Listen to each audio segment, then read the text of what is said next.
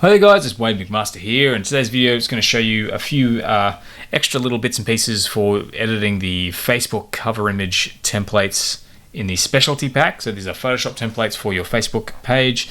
If you want to grab these premium templates, I'll put a link in the description below. But these are just a few extra things that aren't in the basics video. So if you haven't seen that video, I do recommend going back and watching it.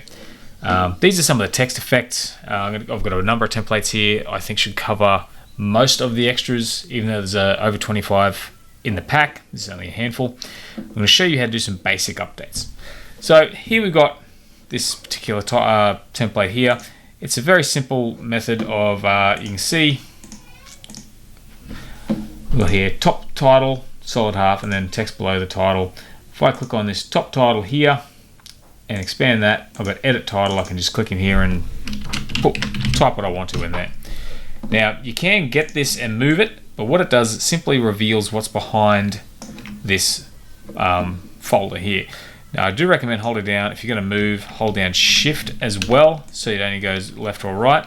But if you do want to move it down a little bit and get a bit of a cut-in effect, you can also use your arrow keys, or just simply move it down like this and get a cool effect that way. The text below the title, again, I do recommend holding down shift. We've got more info here. Maybe I'll put in impact.com, that's my website address, and maybe I pop that over here. I can move it around, get it looking the way I want to, and get a cool effect that way. So it's pretty basic, but I just want to show you that really quickly, because what you can do, because this reveals a background effect, background image, I've just got a basic image in here that you can easily replace. So if I go to File, Place Embedded, maybe I choose something like this. It's a bit dark. I don't necessarily want the spaceman in there, but you never know, it might be worth having. You can get some pretty nifty effects if you've got a cool photo to blend things with. You might find that maybe it's a bit hard to see, so it could be worth even just simply adding another layer on top of that and adding in, getting your brush tool and just simply adding in a bit of black if you find it's too heavy, and then you can just sort of get that opacity down. There's a few things you can do depending on what photo you use, but that's pretty much how that works. Very straightforward. Another thing you'll notice is some light scratches and that over the top of this. Some of these will actually have that. This is called scratch overlay up here. I can turn that off and just have it be clean, or turn that on if you want that sort of dust scratches effect. So I just want to touch on that very quickly, that little cutout, how that works. And another one I've got here, this one's a bit of a, seems a little bit random in this pack. It was one I did, wasn't exactly sure where I should put it, but the text effect on this is just sort of like the gold title in the book. So, you put down, travel journal, something like that, and added a bit of a photo effect here on the left with the plane. So if you go into the background, you can change the background. If you go to this plane image, if I turn off these filters, you can see it's just a normal photo. So if I paste a different photo in there, we've got that same sort of light leak effect. I can go place embedded. I can pick this photo here, and I get like a bit of a faded photo look in that photo. So, and once again, you can replace this background photo, which is something that is going to be useful in some of these. So maybe I want to use the alien man again. This man again, get a different effect. So you can actually change a lot of how this particular template works, and these are both under the text effect area. Now for the photo paint effect, I've got two here. This works just like the photo grids. I don't need to hang around on this one too long. As I said before, you can go in and edit this text. One thing you'll notice, the dot points, is they have color overlays. This one's blue, red, and yellow. If I click on the color overlay of dot 3, you can see it's yellow, so it's this yellow dot point. If I want to make that like a real bright pink, I can make that pink. Click OK. I can copy that layer style and paste it onto these, or I can give them all individual colors. So maybe I go from red to like a real dark, almost black. So changing some of these elements is pretty easy. I've tried to keep that semi-transparent paint look while making it so you can change the color. And the photos, as before, once again, pretty straightforward. If I open up, say, this far one on the right here, I can drop it down where it says paste image. I just go File, Place Embedded, pop this old man in there, and we have that paint effect carry through. And as before also, I can change this background color. Maybe I just make it like a light yellow. You can make it a dark color, and I would recommend then making the text light so it's easier to read. But changing this background color, this wood texture is only sort of just very finely placed over the top. So even if I open up my hue and saturation and darken that, you can still go quite dark with it. So that's just that paint effect. And the same thing with the overlay is on here. If I decide I want to change this photo again to our spaceman, and I think that these colors don't quite fit, the paint overlays are here. I can click on that, the top paint, color overlay, and maybe for this one I can choose like a whitish sort of color, or if I go to the blue, I choose something sort of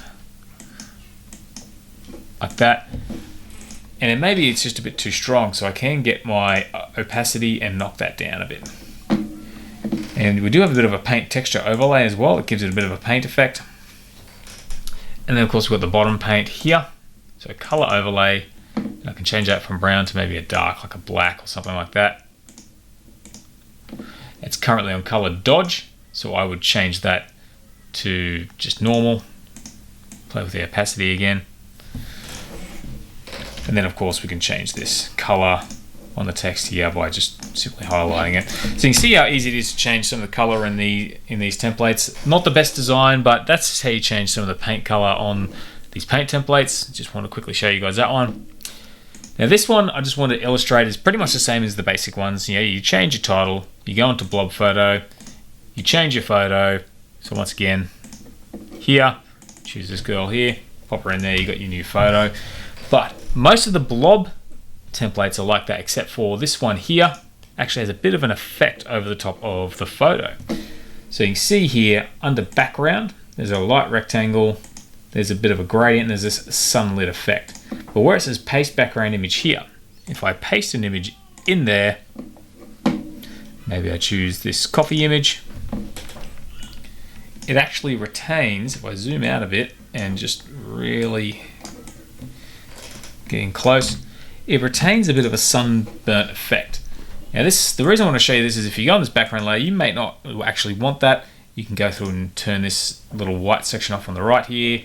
You can take this whole text and square and move it. You can turn off the sunlit effect altogether and just have it plain, or maybe you click on this and you dial it back. But it's just a simple effect I wanted to run through, something that you can easily change, just in case you're using it and you're wondering why things look so different. But it's just another effect I've added, because I've tried to put a few effects here and there in these templates, not just in the photo gallery pack that I sell. So that way you've got the option to play with some basic effects at the same time. Now, two more templates I want to touch on in the devices packs. There's more than these two. First of all, I'm going to go to the TV effect. Now, I won't go into this too much. You can change this background. If I open up this background filter and effects, there's a TV screen effect here, RGB dots. I can turn that off, turn it on. There's a little line effect here I can turn on or off or on. I can even change the opacity, that sort of thing. So you've got a few options there to change the effects on that. And one thing I think is pretty cool about this, if you go into the TV here, this is where the TV is. Where it says paste image here, I can pop an image. Maybe I choose this. And I've actually set up a reflection on the television, so wherever you pop the image, this reflection stays in place. However, if you do want to turn that off, there is another section here, I think it's called highlights. You turn that one off, and then the shadow, you can even turn the shadow off so you get a flat image, or you can keep that on there, you can even tone it down, and then that way you can still move this around and keep that reflection effect on the screen. So something else I wanted to point out, just if you're going to use this template, that you do have the option in your TV folder here to edit some of the elements that blend what's in the TV. And of course there's some basic effects on here, similar to the arrow Y template I go through in the basics video, so I don't need to touch on that. Finally, with the laptop one here, once again I've tried to break this down. This table is its own object, the laptop is its own object. This is so if you want to, you can actually change the entire look of this here. So where it says paste background image, I go embedded, maybe I choose a different picture altogether, maybe this city photo. So it's almost like you're working on your desk in the city, or whatever it is, in the middle of. So you got something there, and of course, as usual with the laptop, if I open that up, there's always a section here to take a photo and pop the photo on the screen. So I place embedded. I choose our old man. I pop him in here with his intense stare. And there's a few effects here I will touch on as well, because you might come across this in some of these layers. So I'm going to collapse that laptop folder, open up this text folder here. You see we've got the title and it has some effects. If I double click on these effects, you see stroke, which is the outline, and drop shadow, which is the drop shadow. So the stroke we can actually thin or increase, and we can change that color. So maybe we want something a bit duller, we just bring it back to like a darker gray. Click OK. There's like a little box behind the text as well, you can see here. So background rectangle, that has gradient overlay. Maybe I click on that gradient overlay. I can choose a different gradient. I can turn the gradient off and just choose a color instead. So you can make some changes on how that sort of blends as well. I'll be inclined to just knock it back a little. This little rectangle here for the subtitle has its own gradient overlay as well. So that's how you change the color on this, is to simply double click on the gradient overlay. You've got your gradient here. You can create one yourself, or just for this video, I will show you. Maybe we pick some grays. So maybe this one again. And you see how you can quickly change the look by changing what's on the laptop, what's in the background of the laptop. So if you're someone who uses laptop on location and you want this to be something, a part of your Facebook cover image, you can use something like this to customize it. And of course you can change these fonts. You can even completely disregard the text layer and add your own text if you're more handy with Photoshop. So yeah, just some basic tips for this that applies more specifically to this specialty pack I thought you guys might find useful. So yeah, have a crack, have a play. If you have any questions, leave a comment below. Otherwise, I hope to see you again soon. Thanks for watching. See you later.